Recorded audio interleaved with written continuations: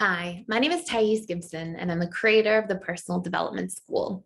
This is your daily breakthrough video, and I want to do something different here with you guys today. And I want to break down an example of our FADA trap and some of the different dynamics that we can see take place. And obviously, there are many variations of this, but this is a fantastic way of seeing some of the different patterns that often occur between a fearful avoidant and dismissive avoidant, and what sort of tends to play out as a result of this. I just wanted to come on here and let you know that we are doing a all access pass membership sale for our lifetime membership to the Personal Development School. So this will be 40% off. It gives you access to literally everything on our platform for life. So I hope you jump on board and join me. And basically you get access to all of the courses we have at the Personal Development School, as well as the ones we continue to add each and every month, as well as the personalized programs for each attachment style on their path to becoming securely attached, along with the 4 live webinars I do every single week with our students and our community. And we also have daily community events with different facilitators. So guided morning and evening routines, meditations, deep conversation and connection questions, online dating tips and tools, so many different community events that are guided by our trained facilitators. And you get access to literally all of this for life.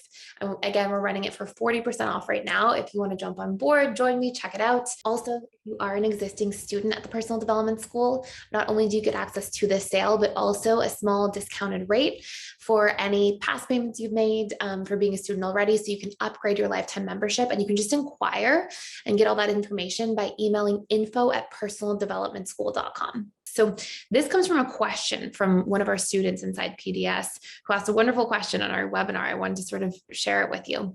So this individual says, how would you deal with this relationship trap? And they say, for example, the FA criticizes the DA. The DA shuts down. The FA feels hurt and becomes volatile. The DA disappears. The FA then feels guilty and stops working. The DA returns. The FA is now very warm and friendly. And then in brackets, it says hot. And then a week later, FA becomes cold and gives silent treatment. Thank you. And this is such a great example of a very common pattern that happens in this relationship. So I'm going to break down each step with you. So the very first step is the FA criticizes the DA, the DA shuts down and then the FA criticizes the DA.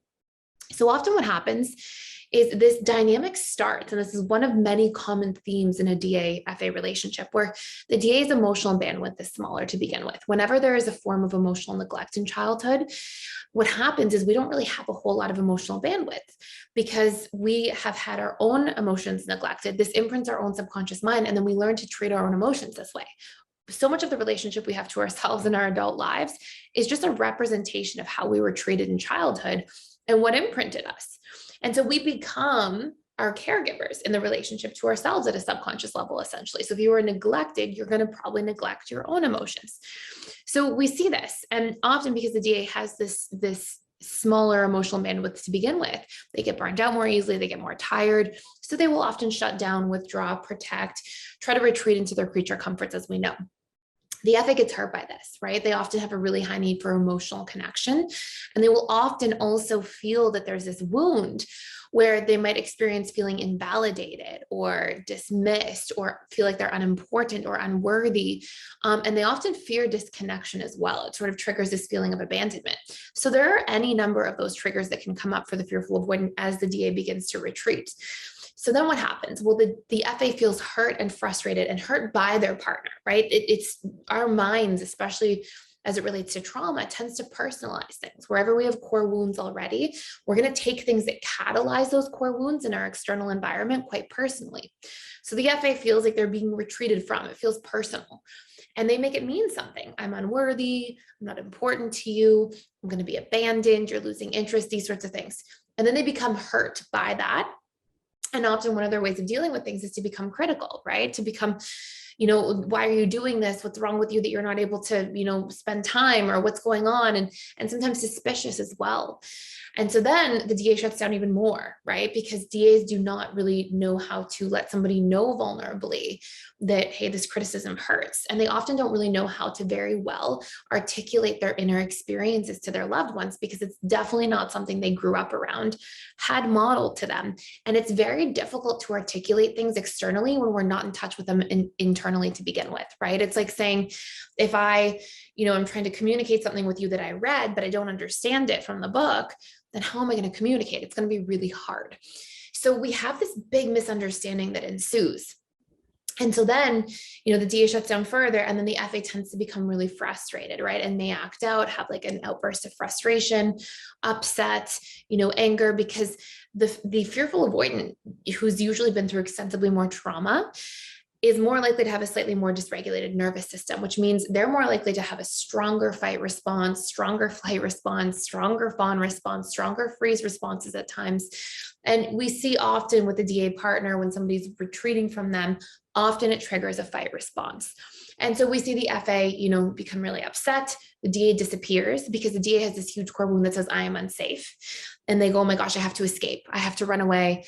I have to get out of the situation. This doesn't feel safe. And sometimes DAs retreating in the moment is also their way of staying connected to their partner, believe it or not, because sometimes I've had so many dismissive avoidants say to me over the years, I didn't want to say something back that I was going to regret and ruin the relationship. Or I just thought that this person was so upset with me, I couldn't say anything right. And no matter what I was going to do or say, it was going to worsen the situation. And these are a lot of the subconscious assumptions this individual is living by, right? Because this is their subconscious comfort zone for how they tend to deal with conflict. And then we have our fearful avoidant, who after they tend to be angry and see somebody retreat, they tend to then easily feel a lot of guilt and shame, right? And this largely comes as well because fearful avoidants tend to be really good at like sympathizing and empathizing with other people's perspectives. So then they see like, oh my gosh, I hurt this person that I care about. And like, they can really beat themselves up for it. And they usually have a subconscious comfort zone around guilt. So they'll really give themselves a hard time. Now, what we'll see next, and I'm going to continue through this dynamic, right? So until like then the DA returns, the FA becomes really warm, and then the silent treatment comes back on later. So we're going to go through the rest of this. But by the way, just to let you know, if I have a full course on like all this stuff and 100 times more, and I know, you guys, I hope are enjoying these videos every day, but I can put so much more content into a course than I ever can in a quick 10-minute YouTube video. And so there's a course that goes through all these layers, and you can check it out for free for 7 days using the link below. And it's the FADA relationship. And it goes through in all the different stages of the relationships, the patterns, the pain points, so many versions of this. This is like a little tiny piece of it. So you can check that out if you're looking to just get out of these weird cycles and actually thrive and connect and understand each other in the relationship a lot better. So anyway, so then we have the fearful avoidant, who then feels guilty, right? They're guilting themselves, being hard on themselves. Eventually, the dismissive avoidant returns, feels like hopefully enough time has passed that we're regulated now. They come in, and then the FA usually has this experience where once they start guilting and shaming themselves, they start becoming anxious, right? They swing into their anxious side, like, oh no, I did wrong. I'm taking the blame. And now what if I hurt this person and they're going to leave me? So they go into that anxious leaning side. And then that usually comes on quite strongly, which is going to create a lot of warmth. And it's interesting because they usually were so cold when they're in their volatility or frustration stage, but then that guilt will swing them way into their anxious side.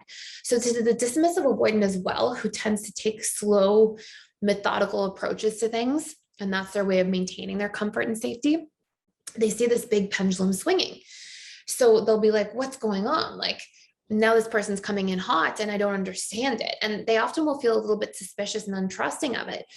And usually we'll see in these dynamics, either the FA then feel rejected by the DA's apprehension towards reconnecting, and then the cycle repeats, where then the FA feels like, you hurt me with your actions to begin with when you withdrew, and now I'm being nice to you and trying to repair the solution, and now you're rejecting me again.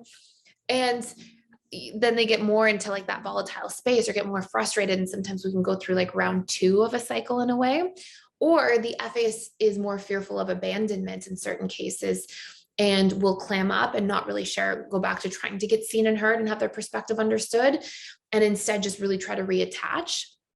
And then later on, a couple of days later, after they think everything's okay, they may reflect and kind of stew a little bit again, and then get back into a dynamic where they're feeling really frustrated and really upset, and then proceed to go cold and give the silent treatment later on because they're holding on to something from that past experience because they didn't get resolved.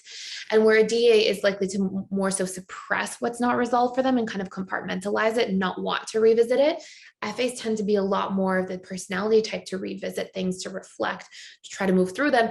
And they also tend to ruminate on stuff a little bit more, so they can start stewing and then feel frustrated again and go back to that silent treatment, sort of assuming that their partner should know, what's going on or what caused them to feel that way. And all of these things are just breakdowns in communication and personalization. So it's like when we can reprogram our core wounds, when we can learn to communicate our wounds and our needs effectively, a lot of these things are very easily resolvable. But we just don't have a lot of this information out there. So anyways, I hope this makes sense. I hope you enjoyed this. Please, I love breaking these things down. If you want to share any in the comments below, I would love to break down some situations for you and anything that you're experiencing. Again, if you want to check out that course in so much detail, that's there. And also, if you want to learn proper tools for how to communicate through these things when they're happening, check out our communication scripts course or conflict resolution course. If you're struggling with some of these things, all of that information, the scripts are just a bunch of scripts that you can go through and gain insight and just sort of model your communication off of if you're feeling stuck. But the conflict communication course is there to help you learn how to convert your experience, your pain, your suffering into healthy expression, how to say like, hey, when the situation happened, I interpreted it as me being unimportant to you, and that caused me pain. And I just need a little bit of reconnection and quality time together. And is that how you're feeling? What's going on for you? What were you experiencing in the situation? And what do you need for resolution? And we can really move through a lot of this stuff.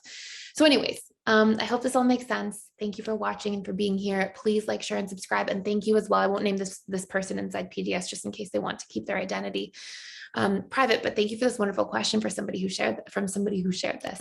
So have an amazing rest of your day, and I will see you in the next video.